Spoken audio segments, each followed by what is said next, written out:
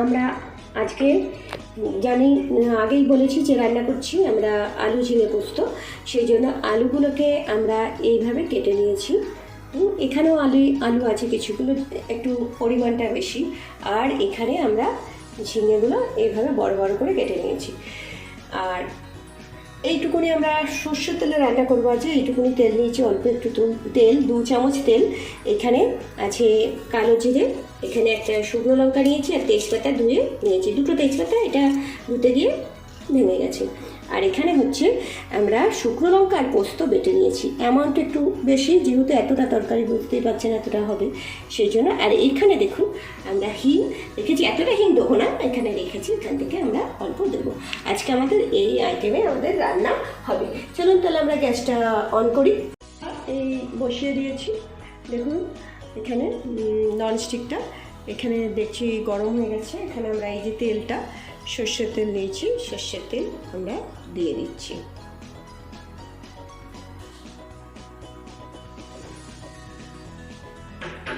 তেলটা একটু গরম হোক।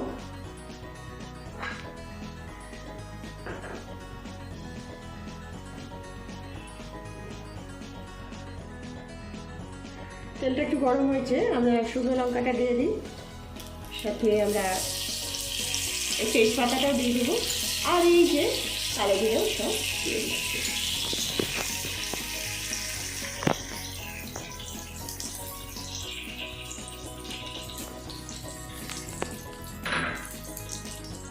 একটু নেড়ে দেবো।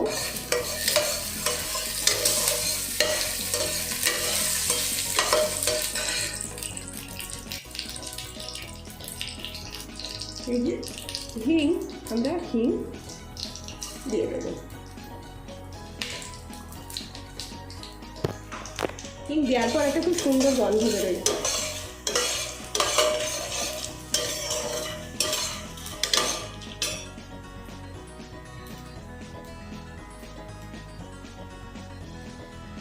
এই যে আলুটা কেটে রেখেছি, এই আলুটা আমরা দিয়ে দেবো।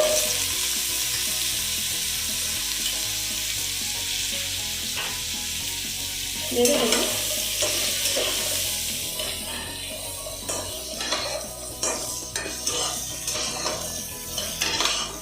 তারপরে বাকি আলুগুলো দিয়ে দেবো। এই যে বাকি আলুগুলো আছে, এই যে সেগুলো আস্তে আস্তে দিয়ে দেবো।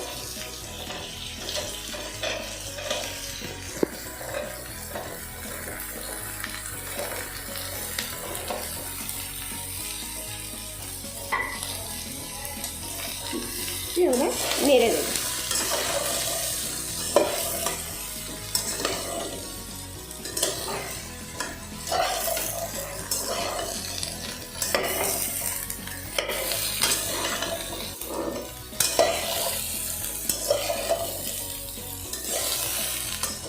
কষাবো না, একটু নাড়াচাড়াই দেখুন। এই যে আলুগুলো লাল লাল হতে আরম্ভ করেছে। এবারে ঝিঙেটা দিয়ে দেবো, ঝিঙেটা দিয়ে দেবো।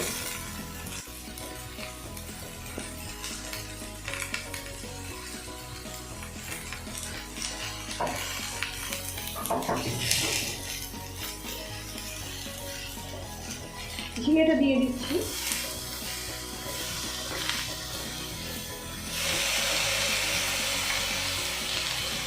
এগুলো পড়ে গেছে, একটুখানি দিয়ে দেবো।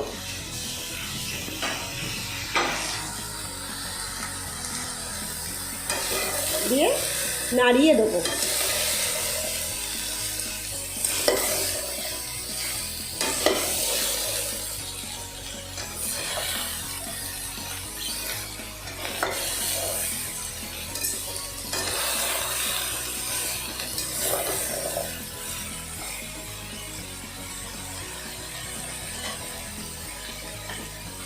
আমরা এবারে নুন দিয়ে দেবো যাতে সিদ্ধ হয়।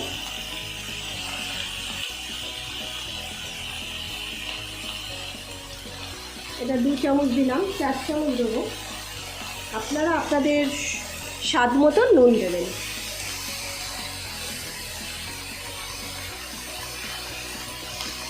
আর 1 চামচ দিয়ে দিই।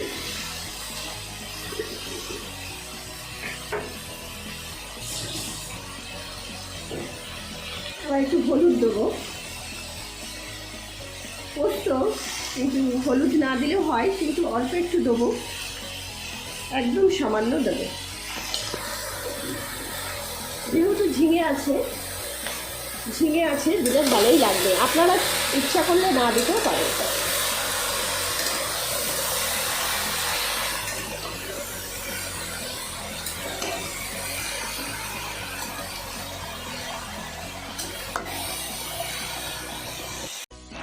একটুখানি নেড়ে দেখে নেবো, একটু নাড়াচাড়া করে নেবো, খুব কিন্তু কষাবো না, বুঝতেই পারছেন আমাদের খুব তাড়াতাড়ি কিন্তু পুষ্টিযুক্ত খাবার রান্না আমরা এই চ্যানেলে দেখাই।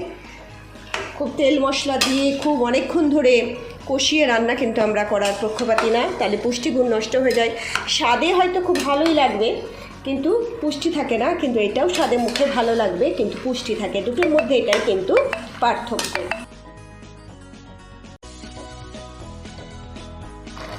এরপরে আমরা পোস্ত বাটা দিয়ে দেব।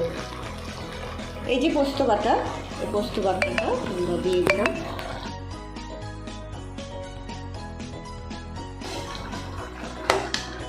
দিয়ে নেড়ে নেবো। ঝিঙে থেকে জল বেরিয়েছে, দেখুন জল কিন্তু দিইনি, কিন্তু যেহেতু নুন দেওয়া হয়েছে জল বেরিয়েছে। এই জলেই কষিয়ে একটুখানি নেবো জাস্ট।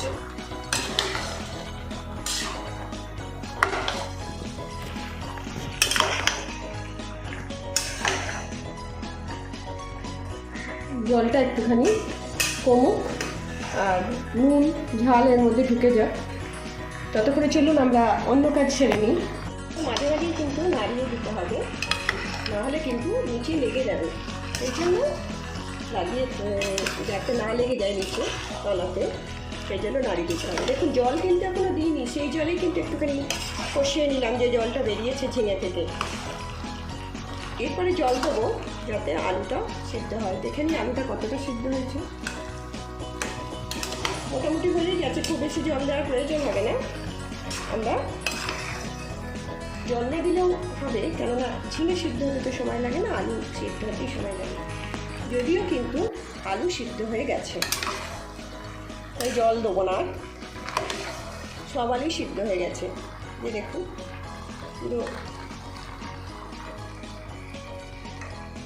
একদম ভালো করে সিদ্ধ হয়ে গেছে। দেখুন জলও দিতে হলো না।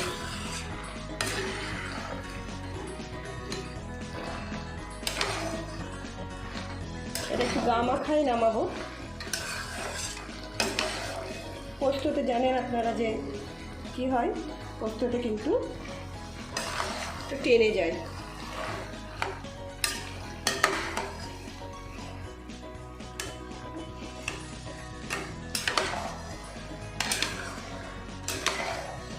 আজ কিন্তু 10 মিনিটের আগেও রান্নাটা হয়ে গেল।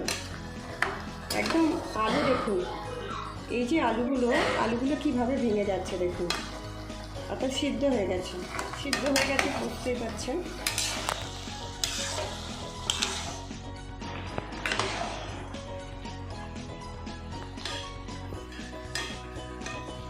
এদিকে ঝিঙেও সিদ্ধ হয়ে গেছে।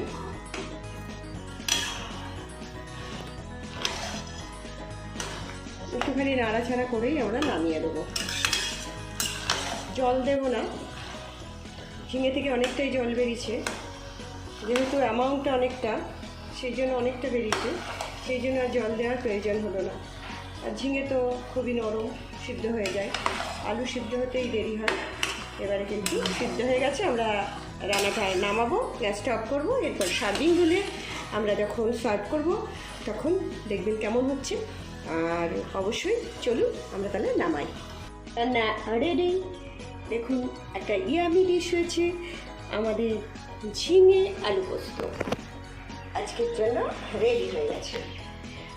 অবশ্যই কিন্তু বলবেন এই রান্নাটি আপনাদের কেমন লেগেছে, আর বাড়িতে আসা অতিথি বা বাড়ির পরিবারের সবাইকে এই রান্নাটা করে খাওয়াবেন, খুব ভালো লাগবে। কমেন্টে কিন্তু জানাবেন কেমন লাগছে আমাদের রান্না। এই রান্নাটা কিন্তু 10 মিনিটের আগেই জল ছাড়া রান্না।